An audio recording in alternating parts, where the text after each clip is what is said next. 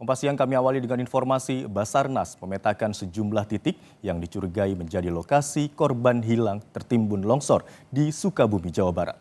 Hingga kini, tim masih mencari 4 orang yang masih hilang yang tersebar di 4 kecamatan. Tim gabungan yang dipimpin Basarnas kembali melakukan pencarian terhadap 4 orang warga yang tertimbun longsor di 4 kecamatan, yakni Kecamatan Tegal Bulet, Geger Bitung, Pabuaran, dan Kecamatan Simpenan, Sukabumi. Proses pencarian terkendala material tanah padat dan akses jalan menuju lokasi. Pencarian dilakukan menggunakan alat berat untuk menyapu tumpukan tanah padat. Sementara tim SAR disebar di sejumlah titik untuk melakukan penggalian.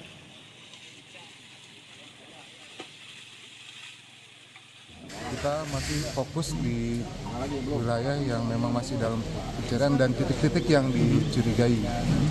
Ada beberapa titik yang sudah kami fokuskan untuk dilakukan pencarian atau penggalian di sekitar area lokasi longsor. Ya, kami sudah memetakan untuk lokasi-lokasi yang memang kita curigai. Di situ ada korbannya dan beberapa material yang ada di rumah yang terakhir korban terlihat di situ juga sudah terlihat. Memang kami sudah mulai fokus di beberapa titik yang dicurigai. Warga Kampung Pajagan, Kabupaten Sukabumi turut membantu pencarian korban hilang akibat tanah longsor yang terjadi. 1 korban ditemukan dalam kondisi meninggal dunia. Kepada jurnalis Kompas TV Edwin Chan dan Bimo Wicaksana, warga bercerita detik-detik longsor terjadi dan juga penemuan korban. Berikut liputan selengkapnya untuk Anda.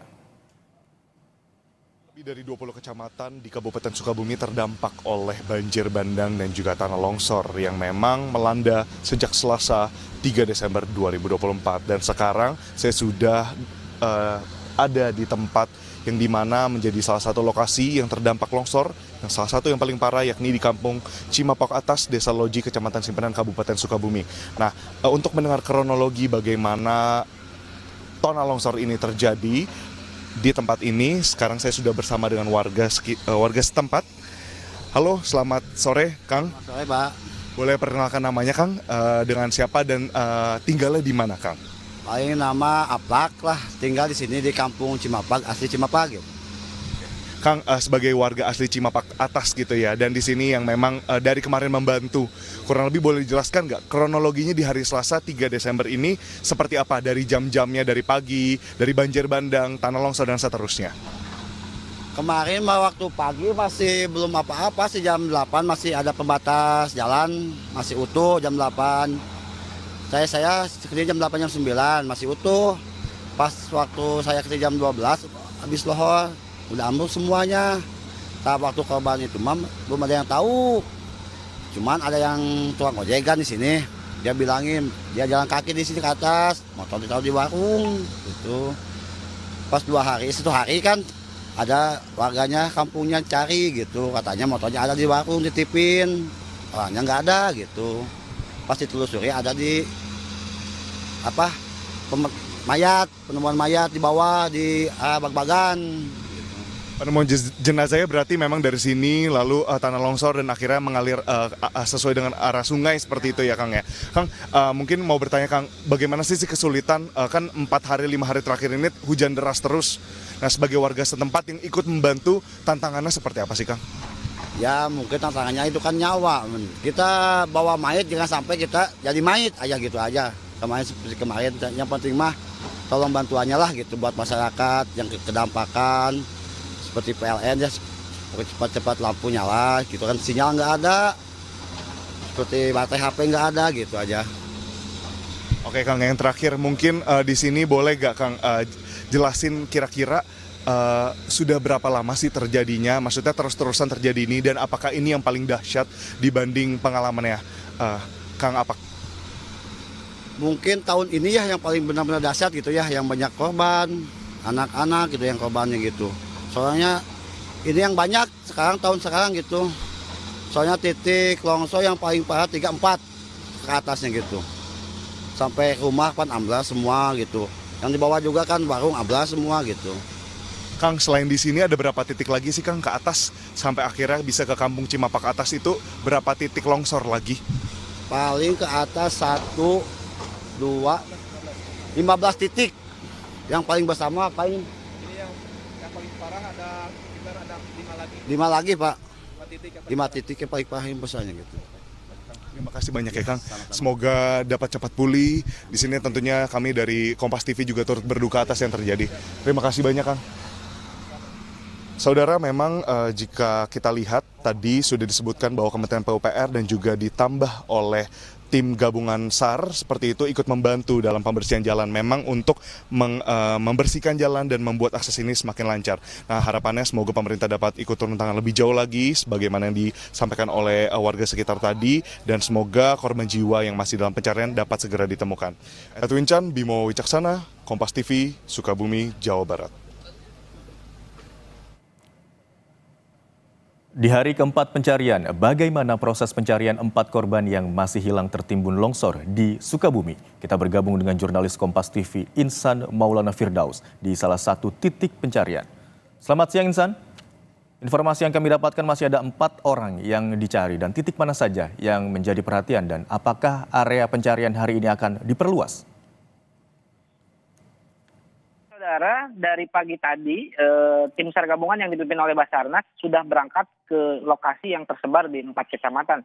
Jadi saat ini fokus terhadap 4 kecamatan. Informasinya bahwa di 4 kecamatan, setiap kecamatan itu ada 1 orang yang tertimbun longsor, yaitu Kecamatan Tegal Bulut, Kecamatan Geger Bitung, Kecamatan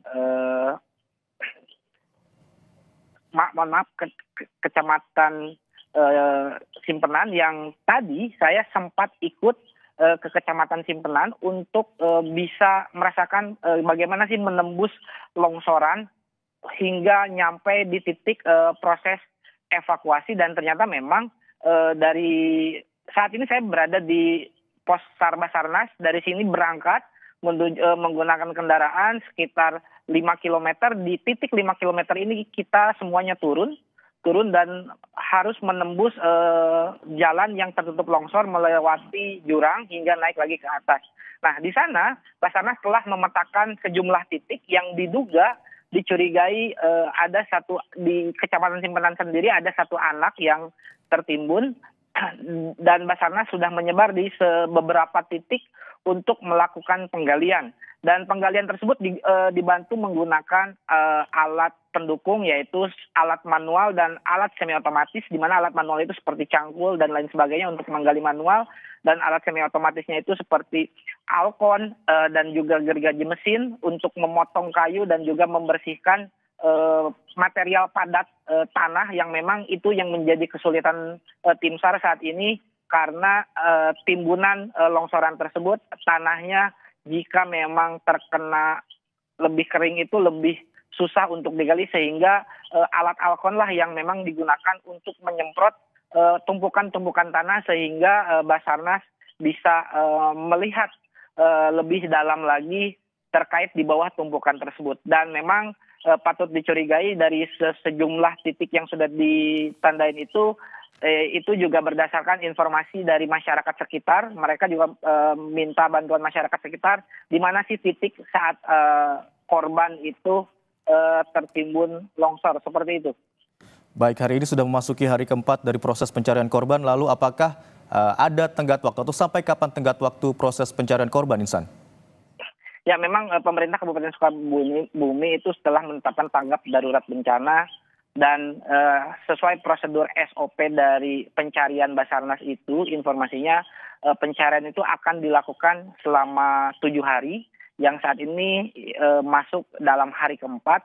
Namun ketika 7 hari juga belum selesai, nanti akan dikoordinasikan lagi apakah tanggap darurat dan tanggap pencarian ini bisa diperpanjang atau tidak. Jika memang keputusan bersamanya itu diperpanjang, maka ini pencarian akan dilanjutkan. Namun jika memang tidak bisa diperpanjang, berarti sesuai SOP itu pencarian korban itu dilakukan selama 7 hari. Namun memang saat ini tim SAR masih berfokus terhadap sejumlah titik di 4 kecamatan ini, dan tim juga dibagi, yaitu ada yang melakukan pencarian di bawah dan ada juga yang memantau. Nah, yang memantau inilah yang berada di atas tebing longsoran, di mana ini berfungsi untuk keselamatan tim SAR yang di bawah. Jadi ketika ada longsoran susulan, maka tim yang di atas, tim pemantau ini akan memberitahu dengan tim yang di bawah supaya